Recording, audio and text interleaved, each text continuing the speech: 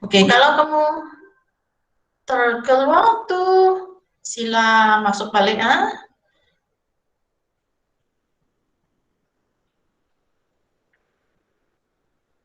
Oke, sudah dalam recording. Boleh nampak slide kah? Memang boleh nampak slide kah? Boleh dokter. Sebelum dokter pasal yang tadi kan, dokter cerita pasal itu teaser dengan poster kan? Poster satu kumpulan pun belum antar Pak dokter? Sabtu sudah antar apa tuh? Kamu kumpulan satu kah kumpulan tua nih? Macam kumpulan satu nih sila. Oke, nanti saya memang kamu sudah hantar kah? Memang kamu sudah hantar kan poster kan? Teaser? Ya. Teaser sebab nanti saya tanya grup sebalik, macam mana dorang. Oke, begini. Kalau kamu sudah hantar, you ada soft copy kan? Nanti you WhatsApp saya. Oke, you WhatsApp. Oke, yang teaser pun, video tuh pun sama. Poster dan video pun sama, you hantar kepada saya.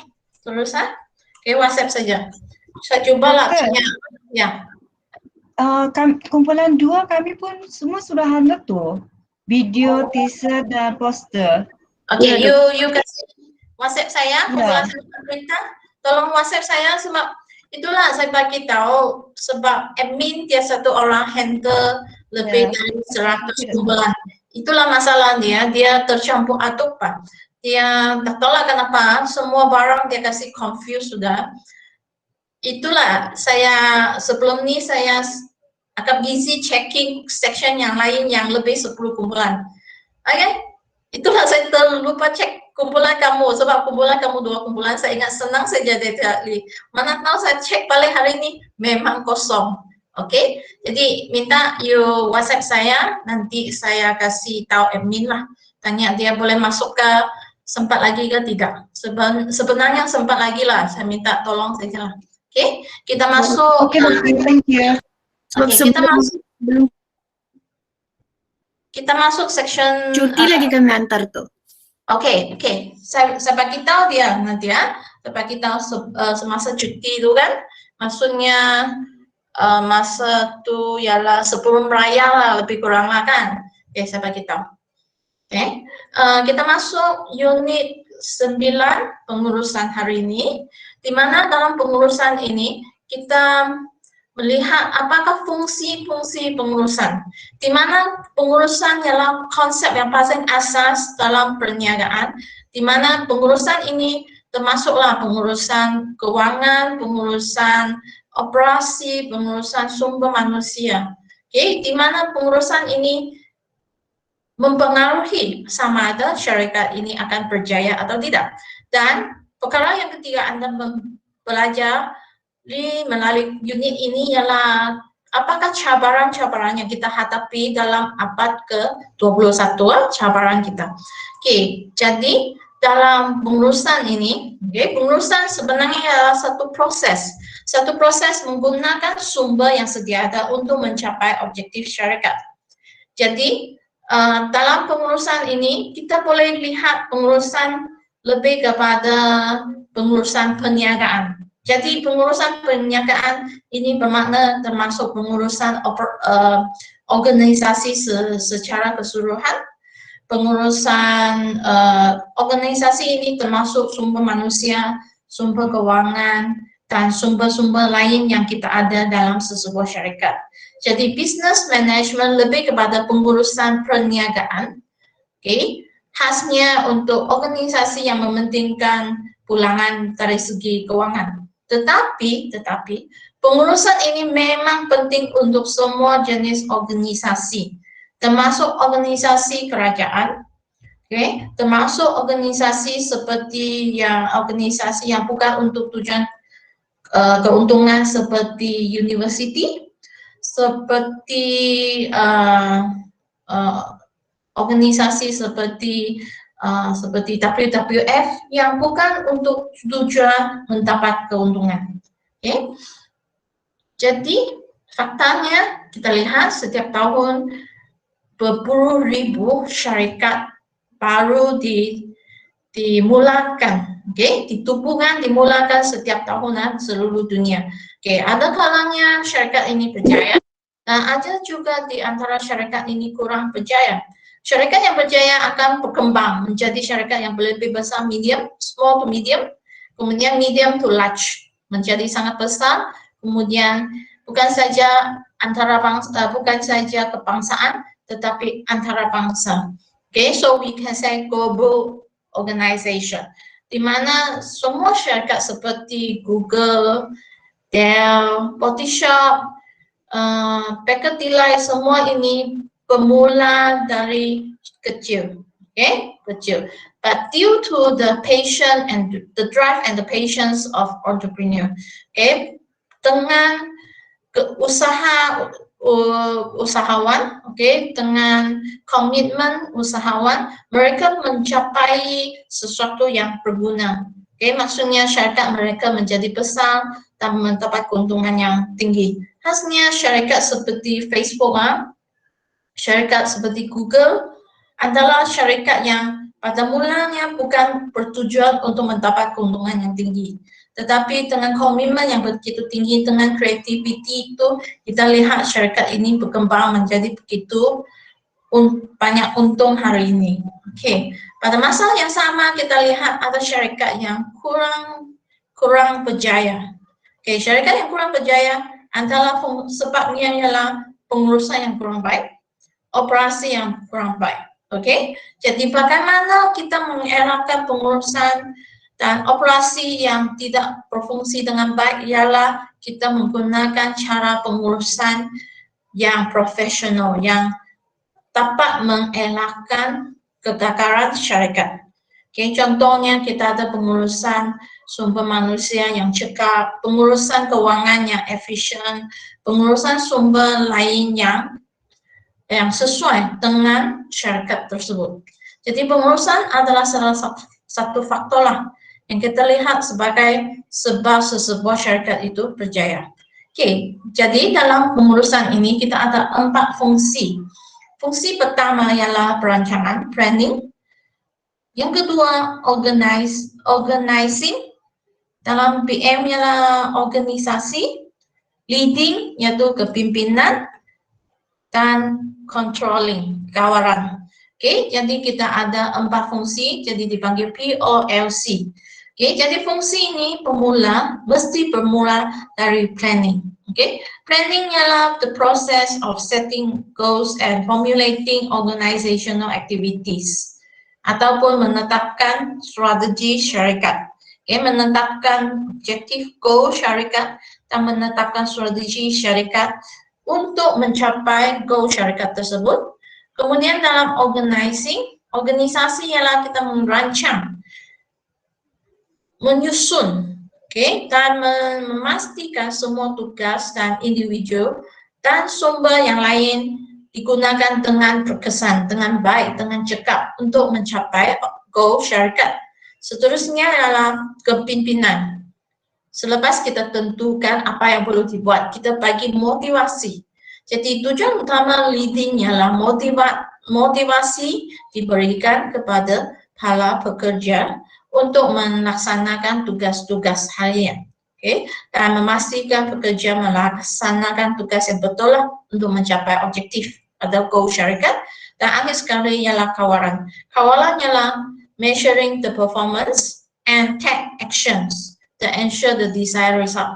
Maksudnya menilai pencapaian syarikat, menilai pencapaian setiap ahli dalam syarikat untuk melihat apakah aktiviti ataupun apakah tindakan yang perlu diambil untuk mencapai objektif tersebut. Oke, jadi kita mulai dengan perancangan dulu. Oke, in planning, dalam perancangan ada 2 komponen penting, sudah saya beritahu tadi ya. Komponen pertama ialah goal syarikat. Di dalam goal kita ada visi, vision, misi, mission, dan objectives. Oke, dalam bahasa pengurusan ini, makna objectives adalah lain dari goal. Kalau goal termasuk vision, mission, and objectives. Oke, vision, mission, and objectives. Tetapi objectives bukan goal. Oke, Objektif bukan adalah satu jenis sekolah, bukan semuanya. Jadi ada perbezaan lah perkataan ini, maknanya berbeda. Selain itu, komponen yang kedua dalam perancangannya lah kita ada strategi atau rancangan untuk mencapai objektif tersebut. Dengan arti kata lain, kita merancang apa yang perlu dibuat. Sebab itu kita panggil peringkat ini ataupun langkah ini dipanggil perancangan. Ini adalah fungsi yang paling utama, paling pertama bagi pengurusan. Jadi perancangan ialah proses untuk menetapkan goal dan menetapkan formulate, menetapkan apakah activities ataupun strategies untuk mencapai goal syarikat. Di mana sudah saya bagi tahu tadi kan, goal termasuk vision, visi, misi, dan objektif di dalam sesebuah syarikat. Apakah kepentingan perancangan? Pertama sekali, perancangan ini membantu kita melihat apakah kemungkinan pencapaian kita, we forecast, kita menjangkakan apakah pencapaian syarikat pada masa depan dengan perancangan ini. Membantu kedua, membantu syarikat untuk mengatasi ataupun menghadapi ke uncertainty, sesuatu yang berlaku tanpa kita kirakan, mengelakkan masalah yang mungkin akan berlaku. Kemudian determine the business direction, menentukan goal syarikat, menentukan objektif syarikat. Positively affect other management functions. Dengan arti kata lain, kita mempengaruhi fungsi yang seterusnya, yaitu fungsi organizing, fungsi kawalan, dan fungsi kepimpinan, fungsi yang lain. Dan akhir sekali, perancangan ini membolehkan kita menilai hasil pencapaian syarikat ataupun tahap pencapaian syarikat pada masa depan berdasarkan objektif kita, berdasarkan strategi kita. Jadi kita boleh menilai pada masa depan sama ada syarikat ini memang mencapai apa yang syarikat ingin tercapai atau tidak. Jadi dalam pengurusan ada satu proses dipanggil strategic management process. Dalam strategic management process ini dia bertujuan untuk mendapatkan strategi, dan merancang strategi yang paling sesuai untuk sesebuah syarikat. Jadi langkah pertama dalam pengurusan ialah menilai keadaan semasa, current situation. Keadaan semasa ini termasuklah visi misi syarikat, termasuklah apakah objektif syarikat, termasuklah apakah strategi syarikat. Jadi kita lihat, kita menilai apakah kedudukan syarikat pada masa ini. Kedudukan organisasi ini, adakah syarikat ini sudah mencapai sebagian daripada objektif, ataupun syarikat ini belum mencapai objektif, adakah strategi yang dilaksanakan sebelum ini sesuai atau tidak. Kemudian langkah yang kedua kita scanning maksudnya kita menilai, melihat apa yang berlaku di persekitaran syarikat. Jadi dalam persekitaran syarikat kita ada persekitaran dalaman dan luaran.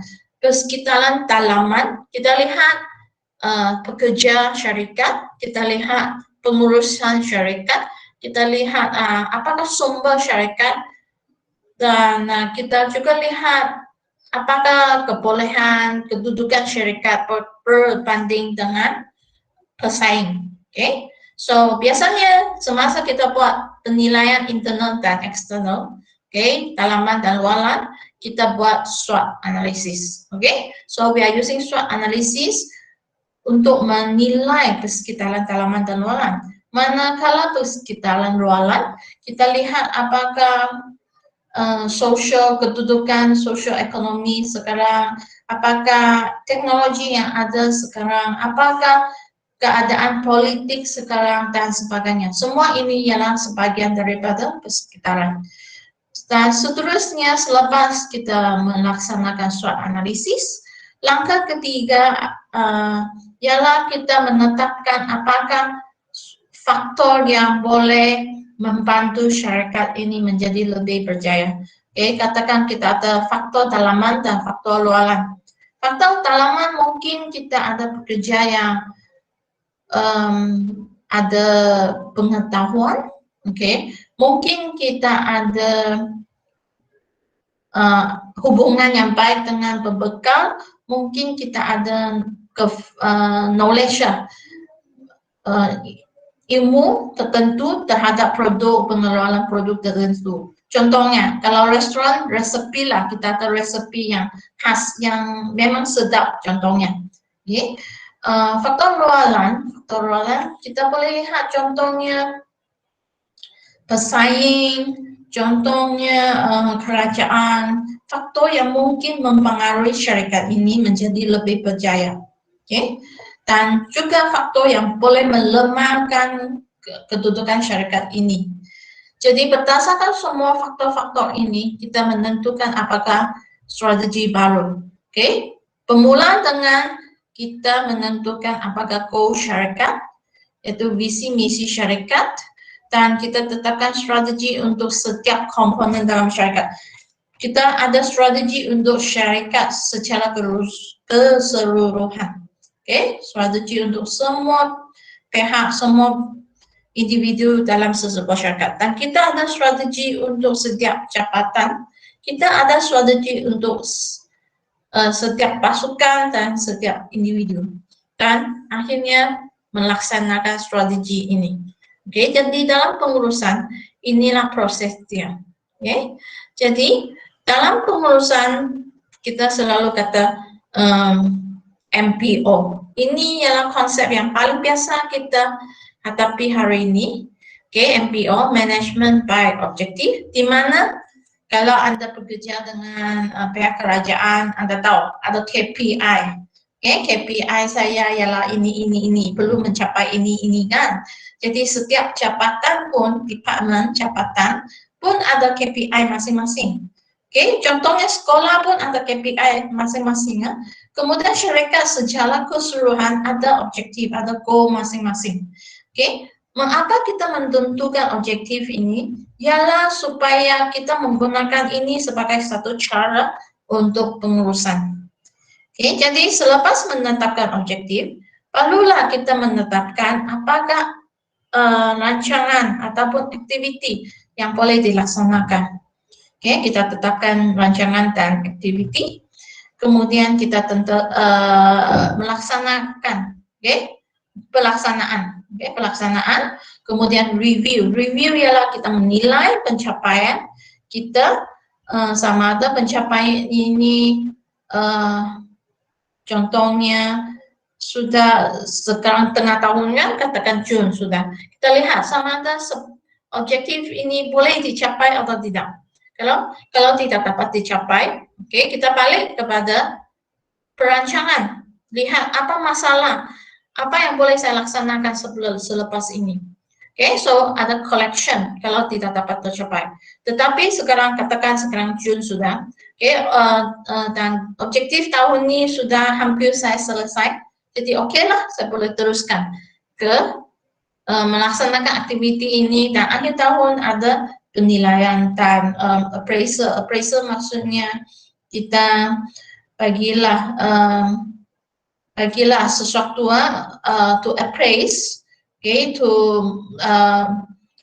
bagi mereka yang membuat pencapaian yang baik, mendapat pencapaian baik, kita bagilah sumbangan ataupun galakan yang lain kepada mereka. Jadi inilah proses. Jadi kita buat proses ini setiap tahun. Bukan saja untuk kerajaan, untuk organisasi, untuk syarikat yang kecil pun mereka punya cara ini. Contohnya untuk sales personal, mereka yang juru jual, Oke, juru jual pun ada objektif. Oke, berapa jualan yang mereka ingin capai setiap bulan. Oke, dan berapa banyak yang boleh mereka mencapai dalam setiap tahun. Itulah objektif mereka. Oke, dan dengan ini pengurusan akan lebih mudah. Oke, khasnya pengurusan dari segi sumber manusia. Oke, jadi dalam proses perancangan sebenarnya kita ada pelbagai jenis perancangan. Oke, sebenarnya sepatutnya saya tunjuk ini nanti ya. Mana gambar saya? Oke, tak apalah. Sepatutnya kita ada vision di atas. Oke, vision di atas. Kemudian baru mission, lalu kita set objektif di bawah. Oke, jadi jangan lupa ada visi di atas, kemudian misi, kemudian baru objektif di bawah. Jadi untuk visi, visi ialah satu objektif yang sangat panjang yang biasanya ditetapkan pada permulaan syarikat, yaitu semasa syarikat ditubuhkan, kita menetapkan visi syarikat dan kita menetapkan misi syarikat. Selepas itu, setiap tahun ataupun setiap jangka masa panjang itu, contohnya mungkin 2 tahun atau 3 tahun kita ada strategi, long term planning, rancangan jangka panjang yang untuk setiap untuk satu organisasi, untuk setiap orang lah, satu organisasi kita ada satu rancangan jangka panjang. Contohnya kita di YAMES kita ada rancangan katakan tahun 2021 hingga rancangan tahun 2025 katakan. Rancangan 5 tahun. Bagaimana kita memperkembangkan university ini. Jadi biasanya siapa yang menetapkan rancangan ini ialah pengurusan atasan. Kalau syarikat kita ada pengurus besar, kita ada managing director, pengarah besar dan sebagainya. Dan seterusnya kita ada perancangan jangka masa sederhana, yaitu lebih kurang 1 tahun. Biasanya ini ditetapkan oleh pengurus di tengah, we call it middle management. Pengurusan tengah ini contohnya ialah pengurusan pengurus pemasaran, pengurus keuangan, pengurus operasi. Mereka menjaga satu jabatan atau satu division, satu cawangan ataupun satu fungsi, satu jabatan syarikat. Jadi mereka ini di bawah sana ada ramai juga pekerjaan. Jadi mereka tetapkan objektif untuk satu jabatan berdasarkan objektif yang sudah ditetapkan oleh pengurus atasan. Jadi objektif ini dipanggil tactical goal. Objektif ini dipanggil tactical goal dan perancangan ini dipanggil tactical plan. Kemudian untuk pengurus bawahan ataupun pekerja, contohnya penyelia, contohnya pekerja, mereka ada perancangan mingguan atau bulanan. Contohnya minggu ini saya ingin buat promosi apa, minggu depan apa yang saya mau buat. Jadi perancangan saya ialah untuk 1 bulan saja. Kemudian bulan depan saya ada tentukan perancangan yang baru lagi. Jadi biasanya ini bagian kecil ini, contohnya pasukan kecil, ada individu mereka ada perancangan kecil masing-masing. Ini dipanggil operational goal atau operational plan, perancangan operasi. Jadi sudah saya terangkan tadi kan, objektif goal dan objektif plan ditentukan oleh pengurus atasan. Tactical plan, rancangan tactical dan goal tactical ditentukan oleh pengurus di tengah. Pengurus di tengah. Ini adalah objektif yang mempunyai hasil yang perlu dicapai dan dia memberitahu apa yang perlu dibuat. Dan akhir sekali, di bawah sekali oleh pengurus bawahan seperti penyelia, seperti individu, mereka ada operasi ataupun rancangan masing-masing untuk dicapai. Jadi semasa kita menetapkan goal, kita menggunakan SMART sebagai satu cara untuk menetapkan goal, yaitu specific, measurable, attainable, realistic, and time bound. Jadi spesifik mestilah khas untuk sesuatu tujuan. Contohnya sebagai seorang pensyarah di UMS, katakan saya. Jadi kami ada spesifik goal yaitu penulisan. Katakanlah saya ambil satu bahagian saja, salah satu objektif, penulisan artikel ataupun jurnal. Penulisan jurnal. Jadi spesifik lah kan, memang tahulah apa yang perlu ditulis. Jadi dalam penulisan artikel ini mestilah cited ataupun Scopus lah, kita panggil Scopus ataupun Malaysian cited, my site itu spesifik. Kemudian measurable, maksudnya boleh dinilai. Jadi berapa unit penulisan yang mesti ditulis, sekurang-kurangnya katakan satu. Satu jurnal atau satu artikel cited journal dalam Scopus journal ataupun my site journal, ataupun di bawah Myra journal. Measurable, boleh dinilai. Attainable, objektif ini mesti boleh dicapai. Kalau diberi 1 tahun untuk menulis satu artikel, memang boleh dicapai lah. Boleh dan mungkin tercapai. Can be achieved. And realistic, ini mesti sesuai dengan keadaan. Kenapa sesuai realistik dengan, sebab bukan saja UMS, semua university di dunia ini sekarang memang mementingkan penulisan artikel, penulisan jurnal. Dan penulisan jurnal yang berkualiti bermakna penulisan jurnal yang untuk jurnal tahap Scopus sekurang-kurangnya. Kalau di Malaysia sekurang-kurangnya my site. Jadi ini realistik, ini memang biasalah sudah. Dan time bound mesti dibagi tempoh masa tertentu, yaitu dalam masa setahun. Jadi dalam statement itu, contohnya, sebagai seorang pensyarah mesti ada penulisan sekurang-kurangnya sebuah artikel, bertaraf, katakan Scopus atau my site dalam masa setahun. Katakanlah ini setting objektif.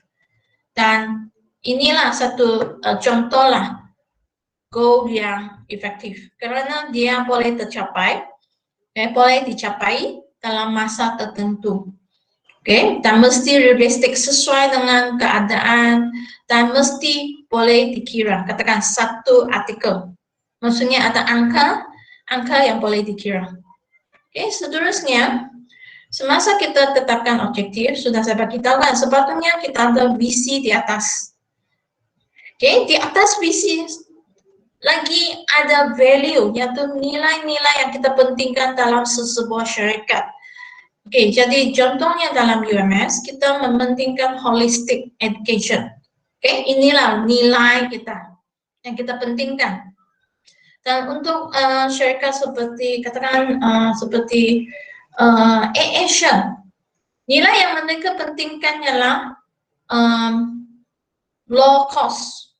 Low cost. Mereka jadi apa yang mereka buat selepas itu, kita lihat ialah cuba mengurangkan cost dengan sedaya upaya. Dengan apa cara pun tujuan mereka ialah mengurangkan cost dan memang tujuan mereka adalah untuk keuntungan yang lebih tinggi.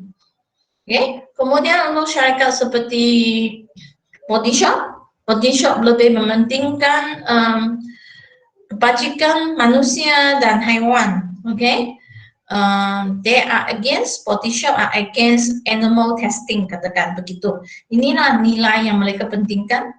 Dan nilai ini akan diterangkan dalam visi syarikat. Jadi visi syarikat menerangkan apakah tujuan syarikat, menerangkan apakah nilai syarikat. Jadi semasa saya baca, katakan saya baca visi UMS, to be a holistic university, katakan kita faham, holistic ialah nilai yang dipentingkan, Jadi visi ini menerangkan apa syarikat ingin jadi, apakah jenis syarikat ini ingin jadi, dan bagaimana mereka mencapai itu. Dia bagilah harapan.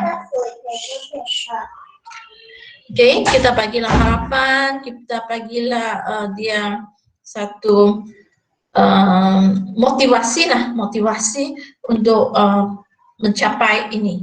Oke, dan dalam visi ini di bawah misi, dalam misi ini, misi di bawah visi menerangkan visi dengan lebih lanjut.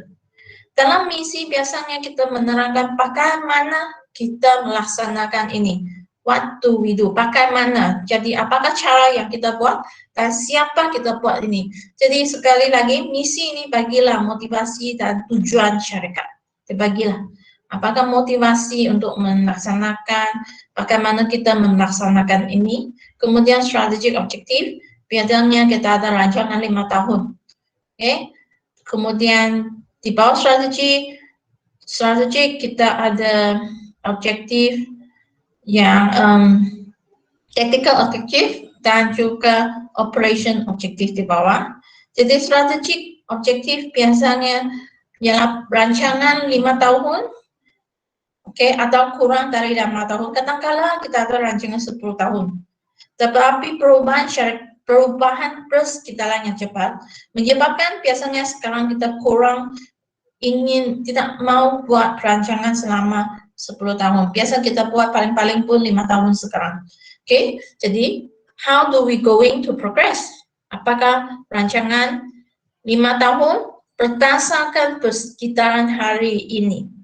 Di mana visi dan misi syarikat tidak berubah. Tetapi strategic objectives, tactical objective, operational objective ini mesti diubah sesuai dengan persekitaran.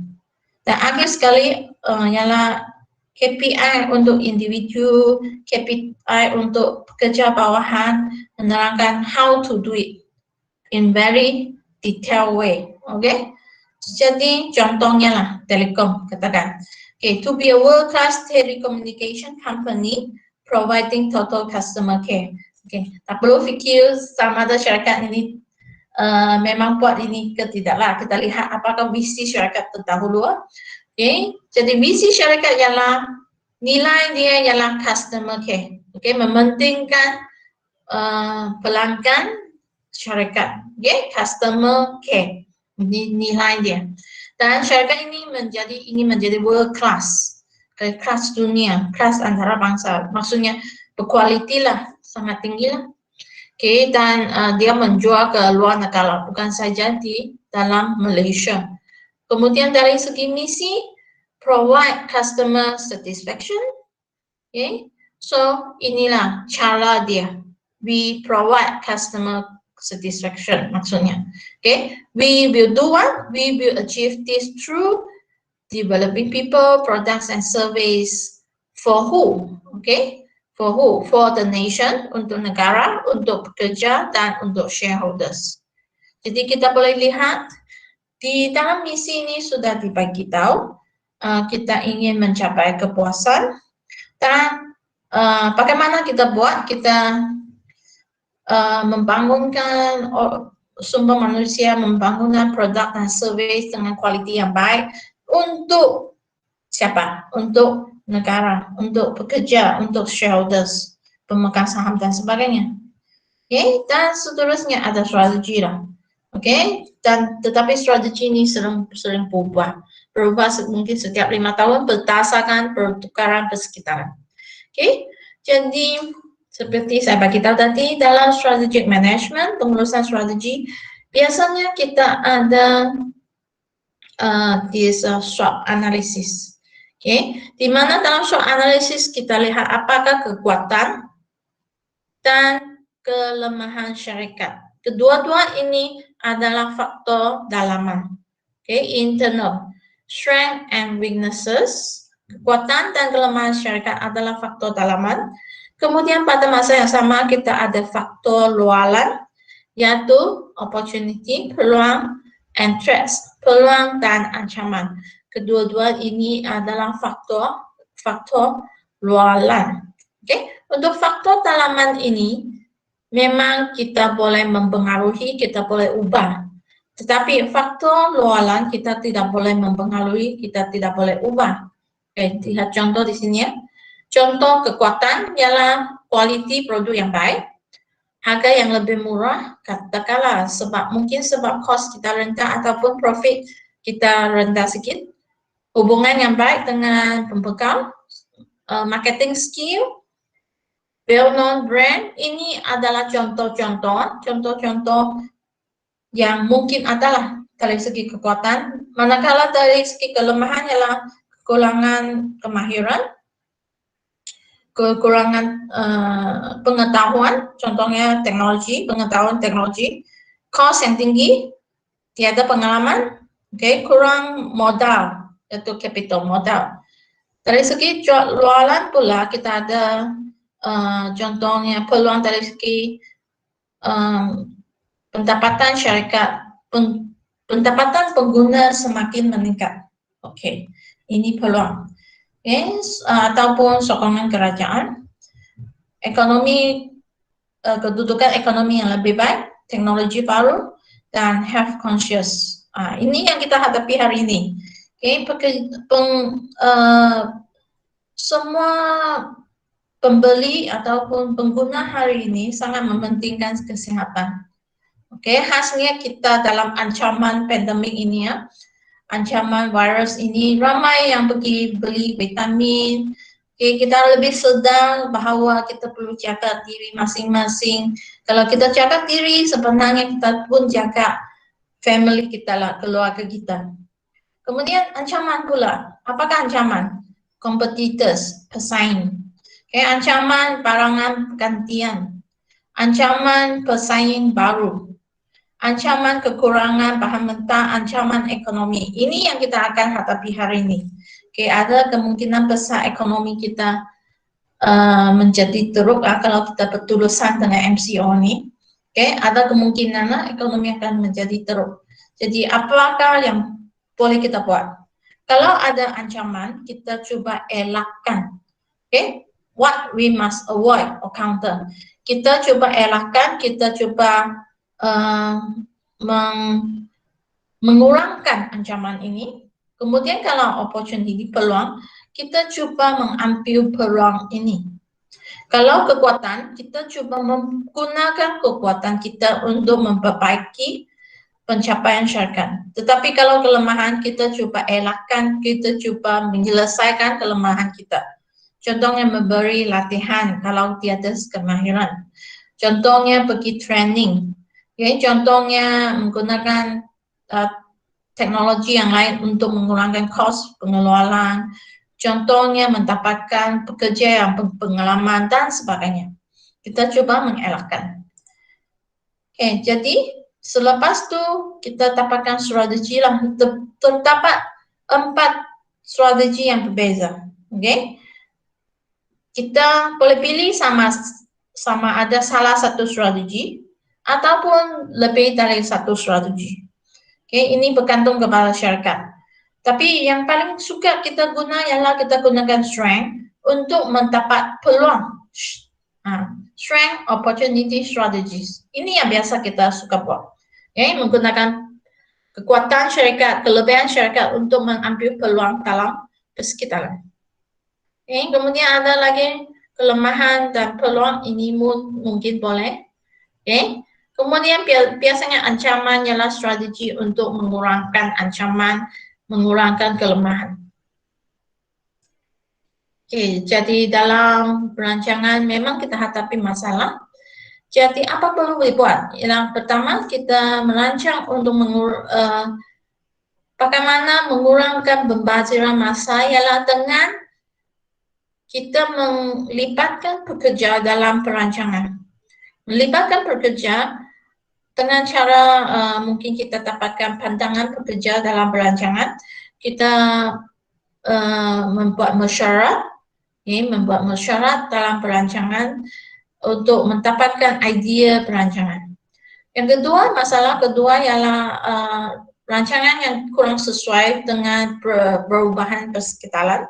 Jadi kita perlu ada perancangan yang fleksibel, dan fleksibel maksudnya boleh ubah. Dan kita bersedia untuk mengubah perancangan kita. Ini yang paling penting, bersedia untuk mengubah. Dan akhir sekali ialah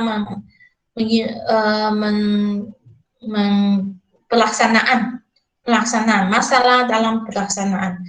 Jadi masalah dalam pelaksanaan ini melibatkan pengurus. Kita perlukan pengurus yang boleh membuat pengurusan yang perancangan yang baik. Oke.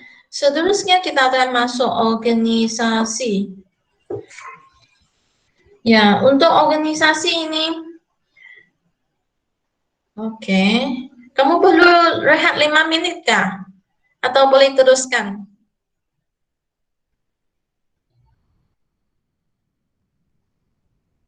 Kalau mau lihat, kita start jam 4 lah, 5 menit saja. Jam 4 kita mulakan topik seterusnya. Oke, Reksa. Kita rehat 5 menit begitulah.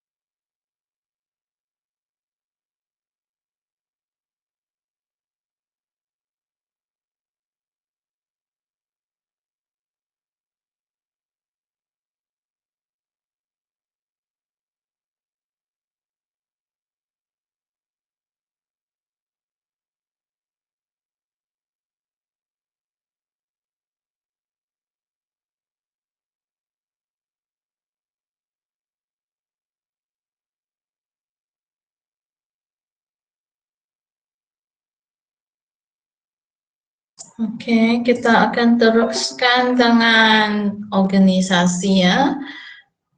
Ya, organisasi ini ialah fungsi kedua.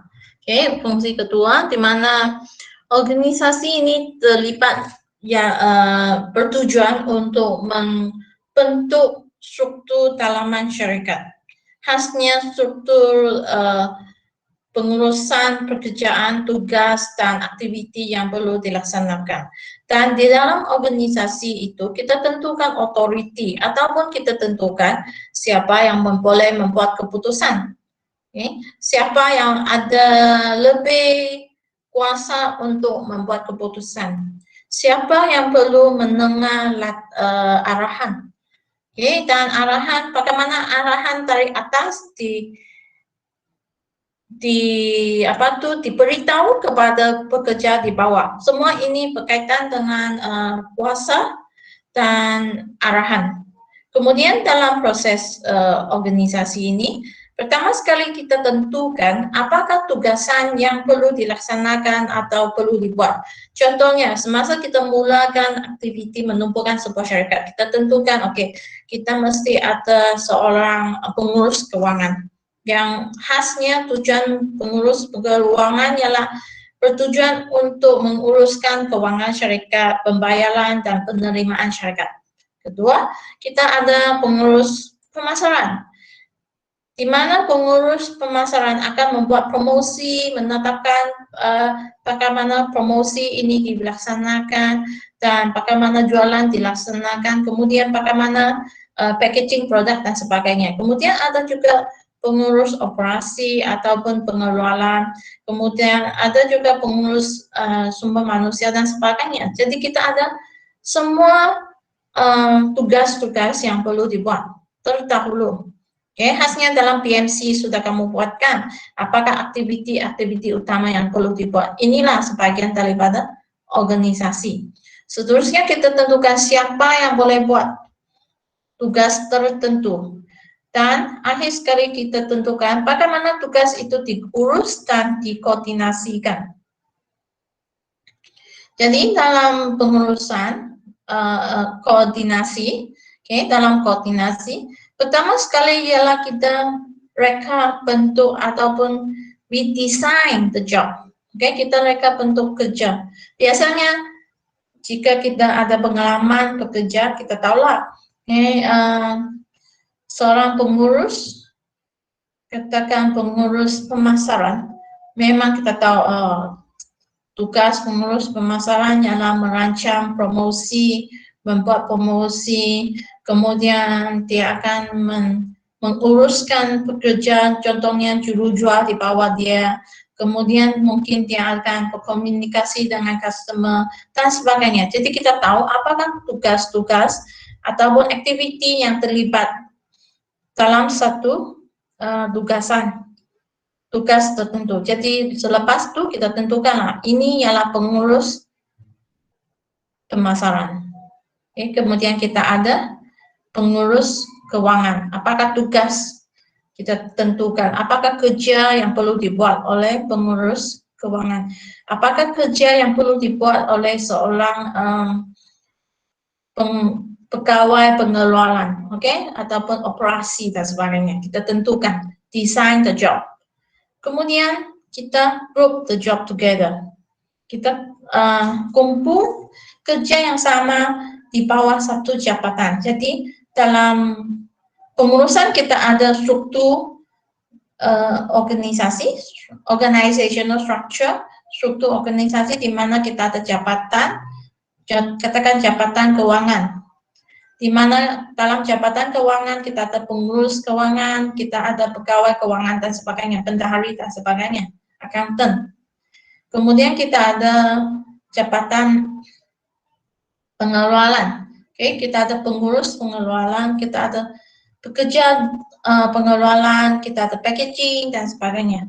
Kita kumpulkan bersama menjadi satu jabatan ataupun satu department, one unit or one department. Dan kemudian kita tentukan laporan, hubungan laporan, siapa yang perlu membuat laporan. Katakan pekerja perlu melapor kepada penyelia, penyelia perlu melapor kepada pengurus, pengurus perlu melapor kepada pengurus besar. Jadi bagaimana kita tahu hubungan laporan ini? Ialah kita melihat struktur organisasi. Okay, jadi kedua-dua ini grouping of jobs, kumpulan kerja, dan menetapkan laporan, hubungan laporan ini boleh kita lihat dalam melalui carta organisasi. Okay? Carta organisasi ataupun struktur organisasi tersebut. Kemudian distribution of authority, siapa yang boleh membuat keputusan. Kalau syarikat itu sangat-sangat kecil, mungkin satu pengurus besar boleh buat semua keputusan untuk syarikat. Tetapi kalau kita melibatkan syarikat yang sangat besar, jadi kita perlulah minta semua ramai pihak untuk membuat keputusan. Katakan pengurusan keuangan akan isu berkaitan dengan pengurusan keuangan akan diputuskan oleh pengurus keuangan. Masalah ataupun apa-apa berkaitan dengan pengeluaran akan diputuskan oleh pengurus pengeluaran dan sebagainya. Dan ini boleh mengurangkan beban kepada pengurus atasan dan membolehkan pengurus di bawah, di tengah nih, membuat keputusan yang paling baik yang sesuai dengan jabatan ataupun departemen masing-masing. Kemudian coordinating the activities, kita koordinasikan aktiviti itu supaya dia ada pembaziran dan menjimat masa. Katakanlah jurujual mendapatkan pesanan, pesanan dari pembeli, berapa kuantiti. Kemudian jurujual akan memberitahu kepada pengeluar. Okay, pengeluar akan membuat pengeluaran. Selepas itu, pengeluaran siap, kita minta penghantaran. Jadi aktiviti penghantaran oleh pihak yang ketiga pula. Jadi semua ini mesti dikoordinasikan supaya tidak membazir masa. Janganlah barang sudah dikeluarkan tetapi tersimpan dalam stok. Okay, lupa dihantar kepada pembeli. Pembeli pula merasa kurang puas hati dan marah terhadap jurujual. Kemudian jurujual pun cari mana barang tersebut. Ini memang membazir masa semua pihak.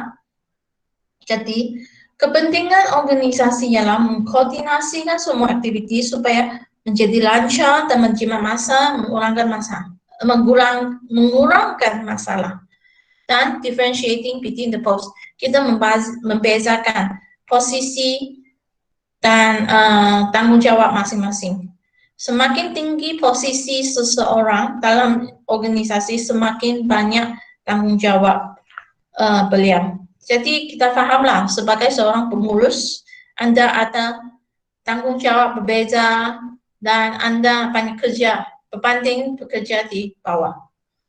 Inilah kepentingannya kita mempunyai perbezaan adalah posisi. Dan semasa kita buat job design, sudah saya bagi tahu, kita organize the task, okay, organisasi, apakah tugas, tanggung jawab, duty, okay, apakah yang perlu dibuat oleh setiap unit pasukan, unit atau pasukan pekerja. Mungkin satu orang ataupun satu pasukan pekerja, kita tentukan juga apakah ciri-ciri pekerja yang diperlukan untuk setiap aktiviti. Katakan untuk pekerja yang menjual, pekerja yang tugasnya menjual, menjadi jurujual, menjual barangan, apakah ciri yang penting? Contohnya ciri boleh berkomunikasi dengan baik, ciri mereka ada suka ataupun boleh berkomunikasi. Selain daripada itu mereka tahu bagaimana menjawab pekerja dan sebagainya, menjawab pembeli dan sebagainya. Sebaliknya untuk seorang contohnya setiausaha dalam syarikat, apa yang penting ialah setiausaha boleh menulis surat dan sebagainya. Jadi ciri setiausaha mestilah seorang yang pandai menulis, okay, dan boleh menyediakan dokumen dan sebagainya. Dan selepas itu kita tentukan apakah pencapaian syarikat yang pencapaian setiap orang pekerja yang perlu, untuk memastikan mereka puas hati dengan kerja mereka dan memastikan mereka sehatlah dari segi fisikal dan mental. Ini mental lah, mental, mental. So kesehatan mereka dari berbagai segi. Seterusnya, cara yang lain dalam job design ialah kita boleh memperkembangkan tugas selepas jangka masa tertentu. Contohnya syarikat ini sekarang berkembang menjadi lebih besar. The company expand.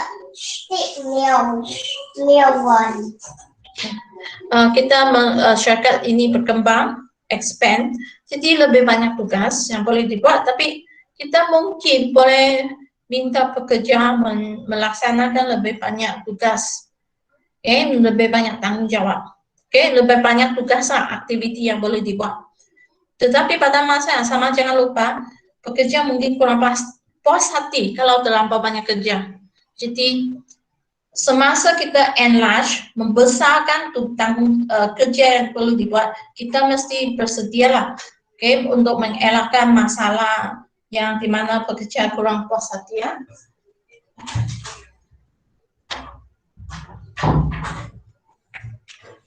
Seterusnya, kita juga perlu memastikan pekerjaan ini faham apa yang mereka ingin perlu buat selepas job enlargement. Ini yang ciri yang kedua ataupun perkara yang kedua kita perlu beri perhatian. Kemudian untuk cara yang kedua untuk menukar kerja seseorang ialah job enrichment.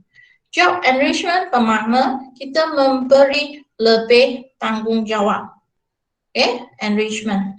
Jadi perbezaan di antara enlargement dan enrichment ialah tanggung jawab. Kedua-dua cara ini ialah memberi lebih aktiviti untuk setiap pekerja. Tetapi untuk job enrichment, pekerja itu juga diberi lebih tanggung jawab untuk dibuat. Sebagai contoh, seorang pegawai yang menjaga stok. Pada mulanya pegawai ini tugas utama ialah mengira stok setiap hari. Rekod stok yang datang masuk setiap hari dan rekod stok yang keluar setiap hari. Ini tugas yang paling awal. Kemudian tugas pekerja ini ditambah dengan bukan saja rekod stok yang masuk, stok yang keluar, dia juga diberi lebih tugas untuk memastikan keselamatan stok ini. Katakanlah memastikan stok ini tidak rosak. Katakan, enlargement, lebih tanggung jawab, lebih kerja. Tapi tidak banyak tanggung jawab lah. Tetapi selepas dia melaksanakan kerja dengan baik, kita boleh bagi dia lebih, pekerja ini lebih tanggung jawab pula. Kita bagi dia tanggung jawab untuk memastikan stok yang keluar dan masuk itu berkualiti, ada kualiti. Kalau stok masuk, hasil stok yang diterima itu kualiti itu memang sesuai dengan stok yang diberi dan sebagainya. Jadi tanggung jawab. Bukan saja itu pekerja ini diberi kunci. Sebelum itu dia tidak memegang kunci. Tetapi sekarang pekerja ini perlu memegang kunci. Jadi maksudnya dia mesti bertanggung jawab lah, menjaga keselamatan, mengunci pintu betul-betul supaya orang tidak mencuri stok dan sebagainya. Inilah tanggung jawab tambahan yang diberi, job enrichment. Kemudian ada juga job rotation. Rotation maksudnya kita tukar seorang dari satu tugas kepada tugas yang lain. From one job to another job. Dengan arti kata lain, kita mungkin dalam sebuah syarikat, pekerja itu mungkin dalam satu posisi tertentu, kemudian dia akan bekerja dalam jabatan yang berbeza, department, different department. Okay, contohnya lah, banyak staff admin di kerajaan, mereka rotate lah. Katakan dia sebenarnya sebelum ni dia kerja di Johor, kemudian dia rotate untuk bekerja di negeri yang lain, negeri Sabah katakan. Sama lah tuh, macam cikgu-cikgu di sekolah sebelum ni mungkin dia kerja di Semenanjung, kemudian dia kena rotate dan datang bekerja di Sabah, contohnya. Okay, so shifting from job to job, mungkin dalam posisi yang sama ataupun posisi yang lebih tinggi. Oke, jadi sudah saya sebut tadi struktur organisasi, di mana dalam struktur organisasi kita ada 4 struktur organisasi, yaitu struktur fungsian, di mana kita ada struktur ataupun jabatan berdasarkan fungsi syarikat. Yaitu contohnya fungsi menjaga keuangan, we call it financial department. Okay, bahagian keuangan ataupun bendahari dan sebagainya.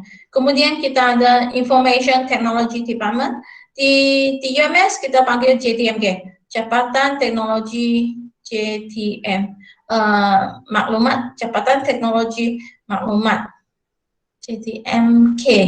K-nya lah serupa komputer kan, Jabatan Teknologi Maklumat dan Komputer, I think. Okay, JTMK. Kemudian kita di UMS kita ada bagian sumber manusia. Jadi kita ada fungsi-fungsi untuk setiap jabatan. Dan ini ialah struktur yang paling biasa kita lihat dan biasa digunakan oleh syarikat kecil dan besar hari ini. Oke, selain itu kita ada struktur geografi. Struktur geografi di mana kita ada jabatan berdasarkan tempat.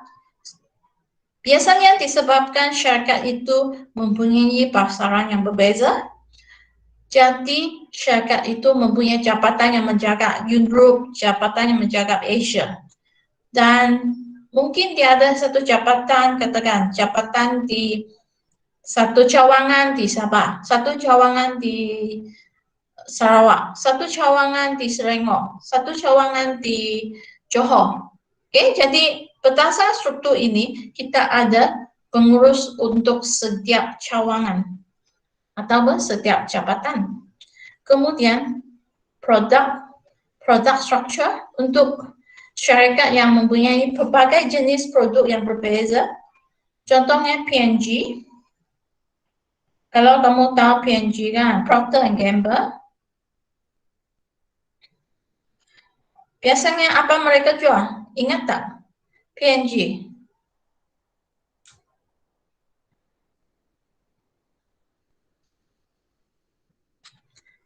Tahu? Oke, mereka jual P&G, mereka jual contohnya shampoo. Ya, shampoo seperti Head and Shoulder. Sebab kalau kamu beli shampoo Head and Shoulder, di belakang perkataan kecil tu dia akan tulis tu P&G, Procter & Gamble. Oke? Kemudian kalau tidak silap dia ada Pampers, saya lupa Pampers apa? Diapers kah? Diapers, Pampers. Oke, Diapers kamu buka lah, tengok di belakang. Nama syarikat tu P&G, Procter & Gamble. Selain itu mereka ada kalau setiap cleaning kan, pembersihan kan, parangan pembersihan, parangan Oral-B, ya Oral-B pun di bawah P&G, oke, Oral-B yang berus gigi dan gizi, dental. Kalau tak silap lah, Oral-B, Head and Shoulder. Jadi mereka ada berbagai jenis produk. Jadi apa yang kita buat dengan produk-produk ini ialah kita ada satu pengurus, katakan satu pengurus untuk hair care dan shampoo khasnya Head and Shoulder. Okay, satu pengurus untuk baby product khasnya seperti Pampers, diapers. Satu produk untuk apa tuh OROK, OROB, oke, OROB. Jadi setiap pengurus akan bertanggung jawab terhadap produk masing-masing sahaja. Oke, produk masing-masing saja.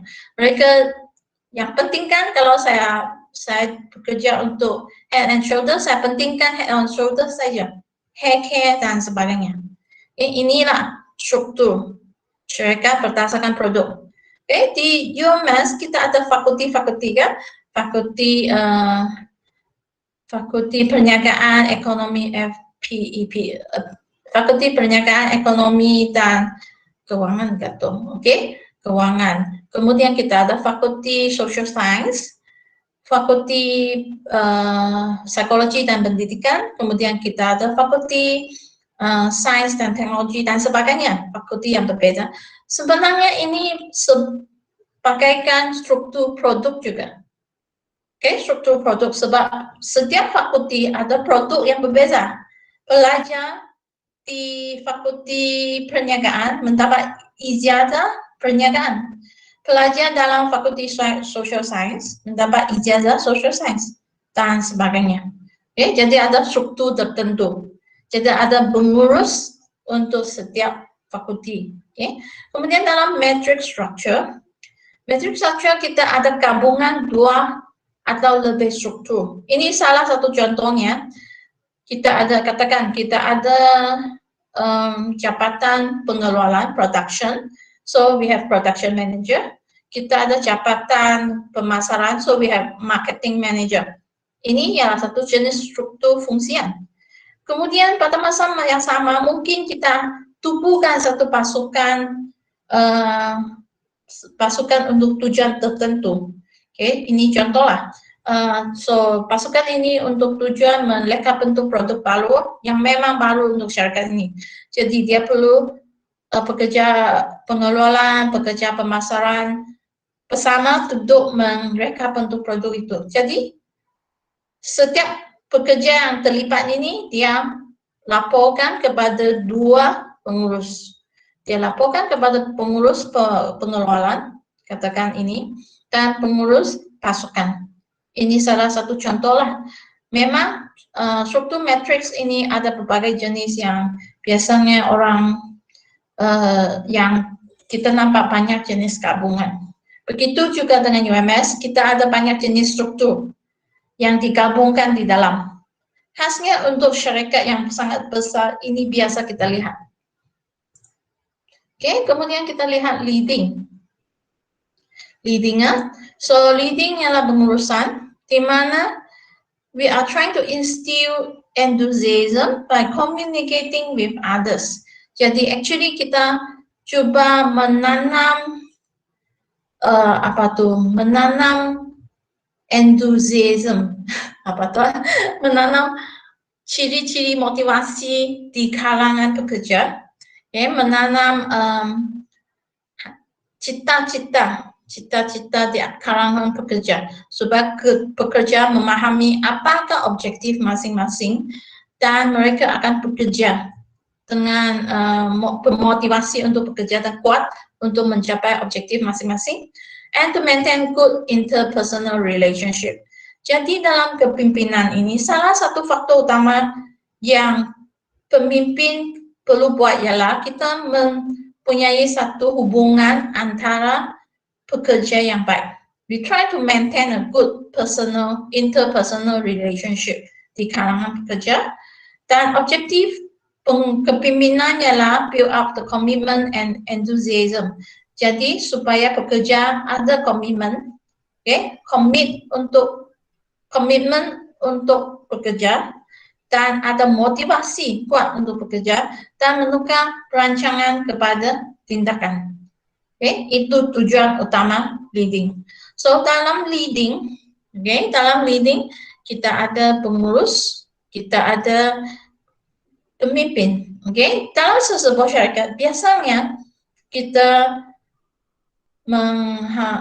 melantik pengurus. Tetapi pada masa yang sama kita mengharapkan pengurus ini akan memimpin. So they will be the leader.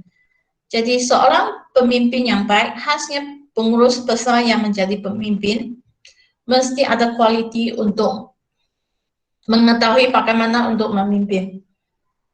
Contohnya, contohnya mereka mementingkan isu-isu kelakuan pekerja. Focus on the people who do the job. Mereka pentingkan pekerja. Mereka pentingkan bagaimana menyelesaikan masalah pekerja untuk mereka menjadi lebih baik.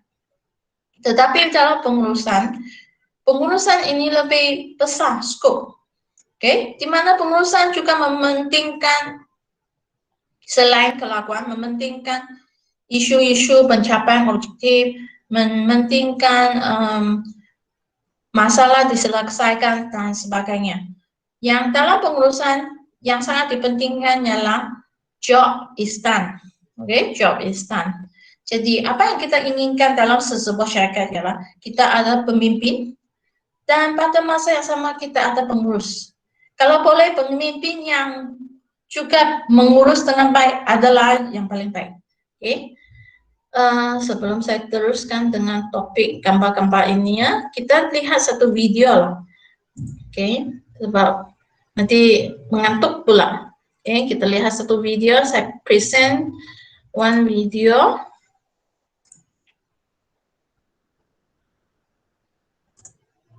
What are the difference between leader and manager? Video ini menunjukkan apakah perbezaan antara pemimpin dan pengurus.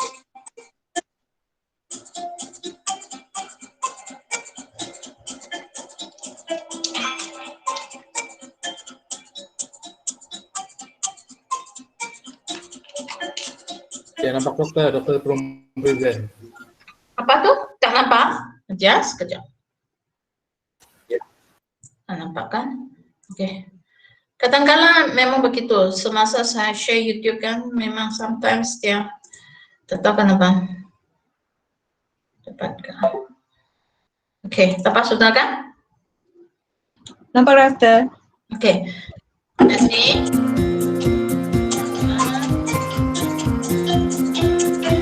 Salah.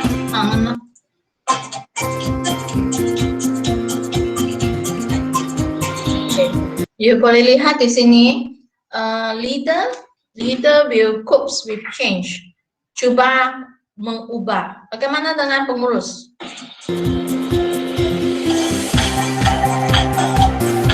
Pengurus ialah menghadapi kompleksiti.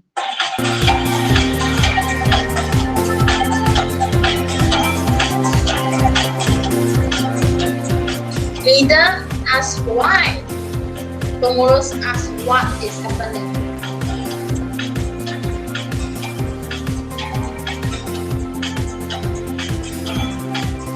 So leader is long term, pengurus is short term.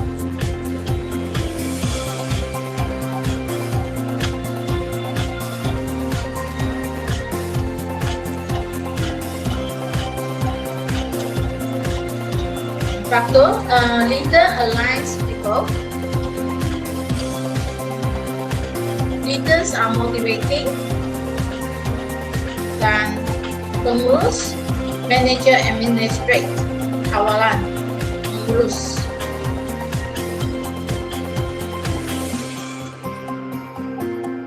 So leader focus on people, manager focus on system.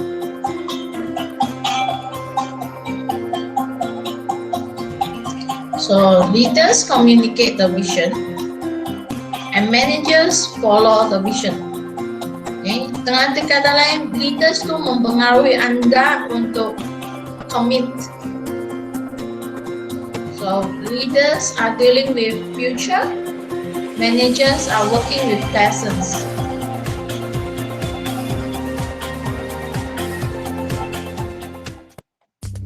Itu saja untuk video ini. Untuk supaya jangan terlampau mengantuk sampai tertidur nanti ya. Mana PowerPoint slide saya? Dokter masih bangun lagi nih. Oke, bagus. Oke, so kamu boleh lihatlah, leader mencoba menanam, menanam ciri-ciri tertentu dalam bekerja. Leaders juga memberi arahan daripada bos memberi arahan kan, leaders memberi arahan. Jadi bos akan marah saja, memberi arahan saja, tetapi leader membawa Anda mendaki gunung lah. So boss say, I am the king. Leader will say, we are doing that. So boss memberi arahan, leader will ask question, and boss will say go, but leader will say let's go. So dalam leadership style, dalam style ataupun cara pimpinan, biasa kita lihat ada 4 jenis cara pimpinan, yaitu autokratik, laissez-faire, democratic, and paternalistic. Di mana paternalistic ini ialah cara kepimpinan seperti seorang ayah atau bapa di dalam sebuah keluarga. Jadi biasanya ayah ataupun ciri-ciri ayah dalam sebuah keluarga ialah dia menjaga anak-anak dengan baik. Pada masa yang sama sebab dia lebih kepada papa kan dalam sebuah keluarga, jadi selalu papa akan memberi arahan. Jadi dalam cara ini lebih sesuai untuk pengurus mengurus pekerja yang kurang pengalaman atau pekerja yang tidak tahu apa mau buat. Ini lebih sesuai untuk pekerja yang mungkin tiada pengalaman, tiada pengetahuan, pekerja yang muda dan memerlukan arahan. Ini lebih sesuai lah. Dan untuk bukan sesuai untuk semua jenis pekerjaan. Untuk pekerjaan tertentu saja ini sesuai. Manakala dengan demokratik, biasa kita faham perkataan demokratik ini bermakna kita buat keputusan berdasarkan majority. Jadi kalau begitu, kita tanya soalan seperti what do you think we should do? Dan pengurus tanya soalan dan pekerja memberi sumbangan ideas dan sebagainya, memberi idea. Dan perbincangan ini membolehkan keputusan dibuat bersama dengan mengambil idea semua pihak dan memudahkan seseorang itu memahami apa yang berlaku. Ini demokratik, dan majority dipentingkan. Kemudian ada jenis pekerjaan di mana pengurus menggunakan cara laissez-faire. Laissez-faire maksudnya pengurus memberi peluang kepada semua pekerja, memberi peluang kepada semua pekerja untuk tentukan apa yang mereka ingin buat. Jadi biasanya ini lebih sesuai untuk pekerja yang sudah memahami apa yang perlu dibuat ataupun pekerja yang ada pengalaman. Khasnya kalau kita lihat pemuda hari ini, ataupun pekerja hari ini, mereka ada pengetahuan. Ramai di kalangan kita ada pengetahuan, ada pengalaman. Jadi laissez-faire ini mungkin sesuai. Khasnya contohnya di UMS. Di UMS memang biasa kita guna cara laissez-faire. Di mana pengurus bagi tahu, ini objektif Anda, you buatlah apa. Apa saja yang penting saya nampak you dapat mencapai objektif syarikat. Ini saja yang dipentingkan. So, apa pengurus cakap ialah do this or that as you see fit. Anda tentukan, pekerja yang menentukan apa yang perlu dibuat. Kemudian ada juga autokratik. Autokratik maksudnya pengurus bagi arahan sahaja. Do this only. Memberi arahan. Jadi, autokratik lebih sesuai untuk organisasi tertentu seperti tentera, seperti polis, di mana organisasi ini memerlukan satu disiplin yang tinggi. Disiplin yang tinggi. Oleh itu kita nampak autokratik ini lebih biasalah dalam pasukan tentera, di kalangan pegawai polis. Ini memang biasalah disebabkan oleh ciri-ciri organisasi tersebut. Oke, jadi bagaimana kita membuat motivasi ataupun memotivasikan pekerja untuk berusaha kuat. Jadi kita ada financial factor, faktor keuangan dan faktor bukan keuangan. Contohnya kita boleh guna bonus, commission, profit sharing. Untuk syarikat tertentu, mereka guna cara ini di hujung tahun selepas mendapat mengira keuntungan syarikat. Kalau keuntungan syarikat sangat tinggi, mereka akan mengambil sebahagian daripada keuntungan syarikat untuk diberi kepada para pekerja. Kemudian insentif kumpulan, mungkin dari segi contohnya tiket kapal terbang untuk melancong, dibayar oleh pihak syarikat. Ataupun insentif seperti buffet, insentif dari segi hadiah oleh pihak syarikat. Kemudian wage rate per unit, ini yang lama, yaitu gaji untuk setiap unit pengeluaran. Ataupun ini lebih kepada mereka yang freelance juga, mereka guna cara ini. Kalau kita deal with freelance dalam syarikat, or stock purchase option. Stock purchase option maksudnya peluang untuk membeli saham syarikat. Di mana syarikat itu dia memberi peluang kepada pekerja untuk membeli saham syarikat. Selepas pekerja membeli saham syarikat, pekerja menganggap diri mereka sendiri adalah juga owner, pemilik syarikat, owner of the company, pemilik syarikat. Jadi pekerja akan bekerja dengan lebih kuat. Dan ini memang merupakan satu cara yang biasanya private sector, syarikat yang akan memberi peluang kepada pekerja membeli saham syarikat. Dan atau juga syarikat, semasa syarikat itu kecil kan, mereka bagi peluanglah pekerja untuk membeli saham. Dan pekerja itu akan berusaha dengan kuat kalau mereka merupakan pemegang saham syarikat. Kemudian non-financial factor, faktor bukan keuangan, kita tetapkan objektif, sudah saya bagi tahu tadi, MBO, Management Objective, Flexible Working Hours, ini untuk syarikat tertentu kita boleh buat ini. Paid holiday maksudnya mereka dapat cuti tanpa cuti dengan gaji dibayar penuh. Cuti khas gaji dibayar penuh. So biasanya kita kata on leave tu ini di bawah paid holidays, special award or best group award, participation in decision making. Kadang-kala pekerja berasa mereka mereka sendiri adalah penting kalau mereka diberi peluang untuk membuat keputusan bersama. Jadi pekerja akan merasa lebih puas hati dan lebih gembira untuk bekerja di dalam sebuah pekerjaan. Dan delegation, maksudnya memberi peluang kepada pekerja untuk membuat keputusan. Tertentulah keputusan tertentu.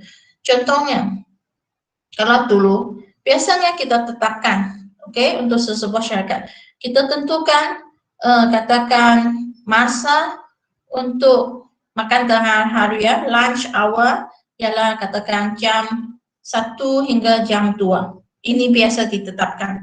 Tapi ada syarikat tertentu, mereka membenarkan syarikat pekerja untuk tentukan masa ini sendiri. Jadi ada pekerja yang ingin mendapatkan ingin makan lebih awal, katakan 12 hingga 1. Ada pekerja yang suka lebih lambat, contohnya pukul 2 hingga pukul 3. Ini bergantunglah. Jadi pekerja diberi peluang untuk menetapkan isu ataupun perkara tertentu yang berkaitan dengan mereka juga. So this is delegation. Memang boleh dilaksanakan untuk perkara tertentu lah, bukan semua perkara. Oke, dan akhir sekali dalam pengurusan kita lihat kawalan. Kawalan ini tidak bermakna kita mengawal pekerja itu, bukan? Kawalan ini sebenarnya ini kita membuat perbandingan keputusan dengan jangkaan kita. Oke, kita membandingkan keputusan dengan jangkaan. Contohnya kita guna budget. Katakan budget kita tahun ini kita mendapat keuntungan sebanyak 10.000 lah untuk sebuah syarikat besar. Tapi selepas kita buat account, kita dapati keuntungan syarikat kurang daripada 10.000. Oke, kurang daripada 10.000. Jadi kita mesti tahu apakah sebabnya. Oke, kita buat perbandingan dan lihat apakah sebabnya dan collective action. Ambil tindakan untuk menyelesaikan masalah ini. Contohnya, adakah sebab kualiti produk kurang baik, desain produk kurang baik, ataupun packaging tidak baik? Kita tentukan apa masalah itu dan kita coba selesaikannya. Oke, jadi biasanya kita guna budget lah, budget compare cost dan cost yang sebenar, oke, actual and budget cost sebagai salah satu cara. Jadi apa kepentingan kawalan? Kawalan boleh memotivasikan pekerja, ensure order and discipline, memastikan semua tugasan dilaksanakan dengan baik. Okay, dan disiplin bekerja adalah baik. Facilitate coordination in action, koordinasi lah seperti saya bagi kita tadi, koordinasi antara jabatan-jabatan yang berbeza. Improve the performance, lebih baik pencapaian, mengurangkan errors, risiko, ataupun kesilapan. Achieve the goal, okay, mencapai objektif syarikat. Judge the accuracy of standard, melihat apakah piawaian pencapaian syarikat sama ada piawaian pencapaian syarikat ini sesuai atau perlu diubah sesuai, dan memastikan kecekapan pengurusan sumber. Oke, jadi apakah teknik kawalan? Kita ada teknik tradisional dan teknik modern. Oke, teknik tradisional ini maksudnya teknik yang sudah lama digunakan pakai seperti pemerhatian. Kita memerhati sama ada pekerja ini buat dengan baik atau tidak. Oke, statistical data and report. Kita lihat laporan statistik, yaitu laporan contohnya data. Oke, pengeluaran bulan ini berbanding bulan-bulan yang lalu. Kita lihat kerusakan produk, okay, damage produk berbanding bulan-bulan lalu. Laporan ini boleh menunjukkan sama ada cara pengelolaan ataupun cara pengurusan kita sesuai atau tidak. Break-even analysis, sama ada kita mencapai kuantiti minimum pengeluaran atau tidak. Dan kawalan budget. Oke, kawalan budget biasalah kita lihat hasilnya di kerajaan, ada budget yang perlu kita selesaikan setiap bulan. Oke, ini tradisional. Tradisional maksudnya sudah lama kita pakai. And then we have modern techniques. Modern tidak maksudnya bukan maksudnya kita sudah guna hanya untuk 1-2 tahun. Modern techniques ini mungkin kita sudah guna lebih 10 tahun. Oke, modern. Maksudnya lebih baru lah, lebih baru tapi tak bermakna hanya digunakan untuk tahun-tahun ini saja, oke? Ataupun hanya digunakan sejak tahun lalu saja, tidak. Ini memang sudah agak lama digunakan, contohnya responsibility accounting. Jadi setiap jabatan ataupun setiap unit seperti department atau jabatan mempunyai accounting masing-masing. Kalau dulu account untuk seluruh syarikat, tetapi sekarang setiap jabatan ada account masing-masing. Jadi contohnya account untuk unit, for example, produk head and shoulder, for example.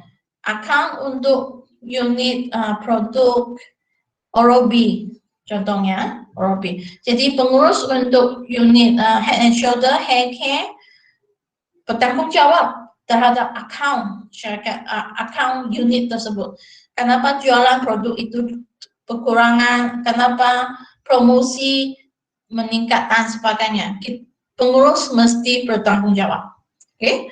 Kemudian return on investment, apakah pulangan untuk pelaporan? Kita lihat apakah pulangan dari segi keuntungan syarikat, dari segi harga saham syarikat.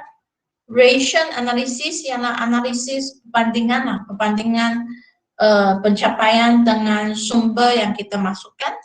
Audit biasalah kita ada pengurusan audit dalaman dan luaran. Contohnya luaran ialah kita dapat ISO audit. Untuk university kita ada audit dari MQA, sebab MQA ialah agensi kerajaan yang berdikari independen.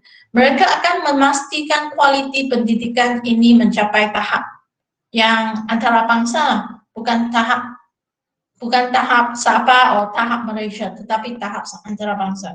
Jadi mereka buat audit ini bertujuan untuk memastikan kualiti pendidikan adalah baik. Oke, ini luaran. Kemudian untuk syarikat, mereka ada audit dalaman juga. Khasnya untuk syarikat besar seperti Petronas, seperti UMS pun kita ada audit dalaman. And then we have program evaluation and review techniques.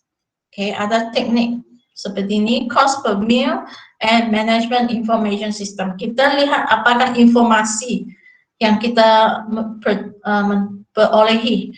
Contohnya kita lihat apakah dalam Facebook, apakah pandangan pengguna terhadap produk saya? Okay, informasi kan.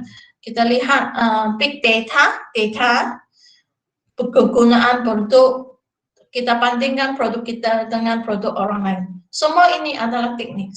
Dan sekarang kita bukan saja guna modern teknik, tetapi kita masih menggunakan traditional teknik. Jadi biasanya syarikat menggunakan kedua-dua teknik ini, kedua-dua jenis teknik tradisional dan modern untuk membuat kawaran. Oke, jadi kawaran kita juga bergantung kepada jenis ataupun tahap syarikat. Oke, jadi untuk pengurus sesebuah syarikat, oke, pengurus atasan, mereka ada strategic control, kawaran untuk strategik. Kemudian untuk pengurus pertengahan, middle manager, ada tactical control. Dan pengurus bawahan, kita ada operational control. Dan, oke, ini topik yang terakhir. Pengurusan dalam abad ke-21, kita menghadapi globalisasi. Teknologi yang sering berubah. Oke, kita ada isu ethical dari segi sustainability, kelestarian, dan social responsibility, tanggung jawab sosial.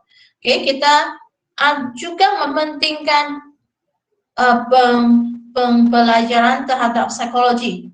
Oke, psikologi siapa? Psikologi pembeli dan psikologi pekerja. Karena ini boleh membantu kita membuat promosi kepada pembeli dan juga membantu kita mengurus pekerja. Dan business ecosystem. Business ecosystem ialah kita mesti bekerja sama dengan syarikat lain untuk menyelesaikan atau mengeluarkan produk dengan baik.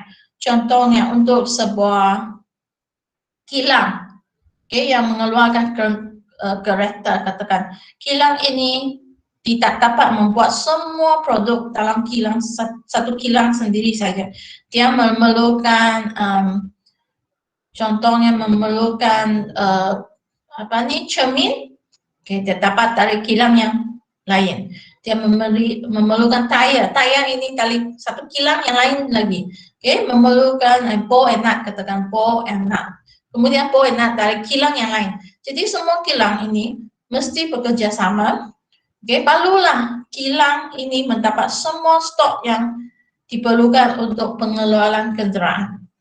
Pengelolaan kereta. Kalau tiada, syarikat ini akan menghadapi masalah, katakan kekurangan stok dari segi cermin. Kalau kekurangan stok dari cermin, kereta tidak dapat dibuat, dan sebagainya. So sometimes the best way to avoid competition is to form a strong team. Katakanlah kita boleh bekerja sama dengan kompetitor, pesaing kita untuk membentuk satu pasukan yang sangat kuat. Jadi dalam pengurusan 21 abad ke-21 inilah yang kita buat.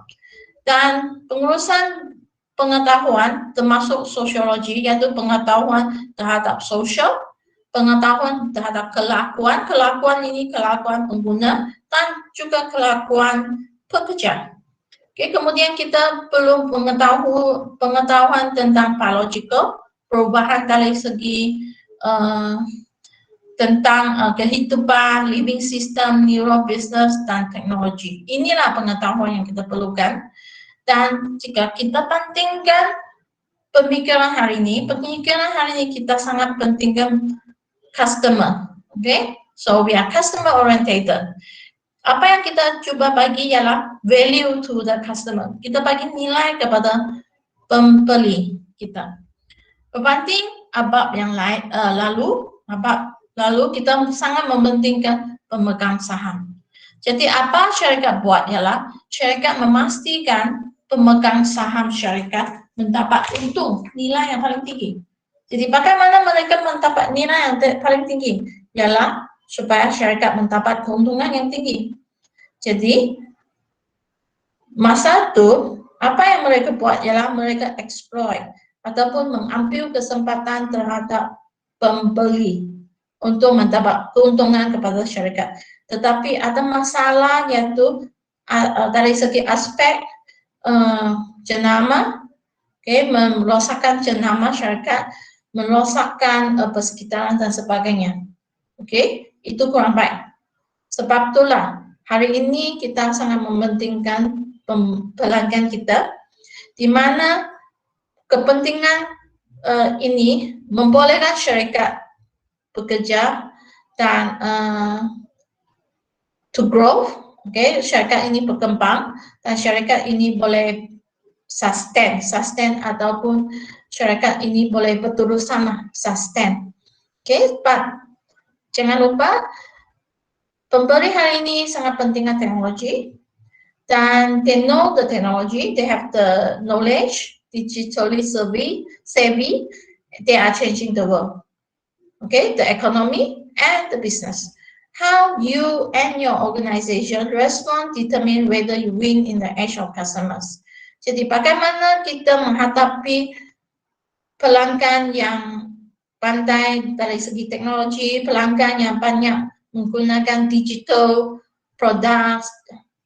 Inilah sangat penting dalam dunia hari ini. Jadi dalam 21st century management, 4 pihak sangat penting dalam sebuah syarikat. Kita ada usahawan, kita ada entrepreneur. Entrepreneur maksudnya pekerja yang boleh membuat inovasi. Ini kalau syarikat itu mendapat pekerja yang boleh banyak berinovasi, mempunyai inovasi ideas dan banyak mengeluarkan produk yang inovasi, syarikat akan berkembang dengan lebih lanjut. Kemudian kita juga perlu ada pengurus dan pemimpin. Inilah 4 pihak yang perlu ada dalam sebuah syarikat. Kemudian ada lagi. Dalam sebuah syarikat kita perlu ada EBA. EBA is Enterprise Business Analyst, who works as the advisor and strategist in a business. Mereka lah penasihat kepada pengurus atasan. Penasihat yang membantu pengurus atasan menetapkan strategi syarikat. So profile of the leader. Apakah ciri-ciri pemimpin yang perlu? Integrity, cultural building. Mereka membangunkan budaya syarikat. Values the people, mementingkan pekerja dan tenaga manusia. Results focus, pentingkan keputusan. Builds relationship, pandai menjaga hubungan dengan pekerja dan pelanggan. Customer focus, fokus terhadap pelanggan, and chief storytelling. So they can tell the values of the company, mempengaruhi pekerja dengan nilai-nilai syarikat. Okay, so what are the challenge to us? Okay, apakah cabaran? Okay. Every company is a technology company today. Okay, untuk setiap syarikat menghadapi teknologi, perubahan dalam teknologi mesti diambil. Okay, and mereka mesti faham convergent, digital and social and mobile sphere. Maksudnya kita ambil kesempatan dari segi social, media sosial, okay, media sosial, digital dan mobile, handphone, change and complexity, selalu perubahan, okay, kita pun mengalami perubahan selalu, internet, everything and everywhere, okay, di mana kita pergi kita nampak perlu menggunakan internet sekarang, perubahan teknologi yang cepat, fast and furious, sangat cepat, and software. Apa saja kita guna sekarang? Ada software sudah. Contohnya kereta pun ada software, mesin pencuci pun kita masukkan software. Okay? Coba bayangkan semua barangan yang kita gunakan hari ini sekarang coba dimasukkan software. Termasuklah bukan saja handphone yang biasa kita pakai, termasuklah watch, okay, jam tangan yang kita pakai pun guna software. Okay, and last, competitive advantage. Bagaimana kita mempunyai kelebihan dari persaingan, inilah sangat-sangat penting untuk kita untuk mengatasi cabaran abab ini. Okay, jadi banyak saya cerita tentang pengurusan hari ini ya. Ngang mau pukul 5 sudah. Oke, ada soalan nggak tentang topik ini ya?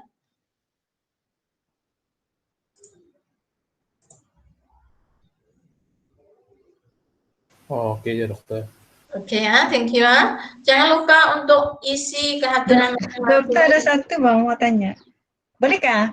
Ada Boleh. satu yang CPM kah tuh, yang cost apa tuh, mahal kah? Tidak apa paham tuh. Oke, cost management ialah pengiraan cost tuh. Pengiraan cost dalam pengurusan. Pengiraan cost dalam pengurusan. Itulah salah satu teknik dalam kawaran. Oke, dalam kawaran.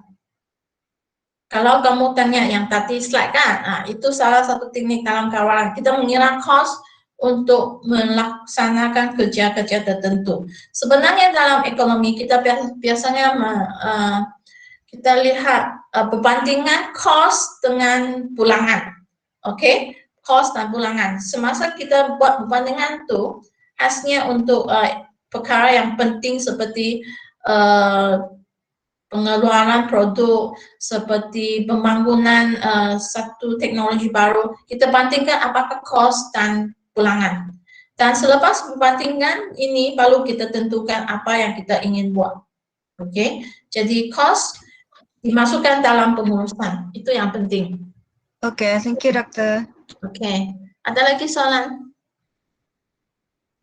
Oke, jangan lupa hari Isnin, kalau boleh saya ingin nampak Anda dalam Facebook page, kalau mereka yang boleh ambil masa beberapa minit pun oke itu. Oke, jadi terima kasih and hope you all have a good day. Okay, menjaga diri masing-masing.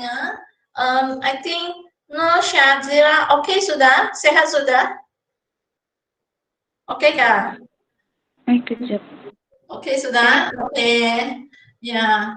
Oke dokter. Oke sudah, oke. Jadi harap semua orang pun oke lah, jangan sakit saja. Oke, thank you and see you next week. Sebab minggu depan kita ada Facebook Live, jadi teater kuliah minggu depan. Saya akan jumpa kamu dalam 2 minggu lagi lah. Oke? Ya, terima kasih semua. Oke, thank you dokter. Ya. Dokter nanti send apa silakan dokter. Direct sama dokter silakan. Ya, you bagi saya Facebook link saya lupa bagi tahu. Bagi saya Facebook link kamu supaya saya tahu di mana kamu buat your Facebook Live tuh. Jangan lupa. Dan Untuk kumpulan yang dapat paling banyak like dalam Facebook page itu, kamu akan dapat satu hadiah khas juga. Okay? Tapi ini kamu bersaing dengan semua kumpulan. Tapi saya akan ada satu pertandingan poster di antara dua kumpulan sama satu pertandingan video teaser antara semua kumpulan. Nanti saya akan video tuh hantar sama dokter siapa? Ya, video tuh hantar sama saya. Saya minta tolong admin kasih masukan sebab saya tidak dapat masukkan video dan video dan poster Anda dalam web tuh. Saya tidak dapat masuk. Saya minta tolong admin tolong saya masukkanlah dalam web yang saya bagi tadi tuh, APK page tuh. Ya. You hantar WhatsApp saya lah. Ya, WhatsApp saja. Ya. Oh, personal kah ataupun dalam grup dokter? Itu ialah mau WhatsApp dokter. Oh, oke. Grup pun boleh, personal pun boleh. Okay? Oh, oke. Personal pun boleh ya. Oke, terima kasih semua. Thank you. Thank you, dokter. Oke, stop ya lah. Oke, dokter.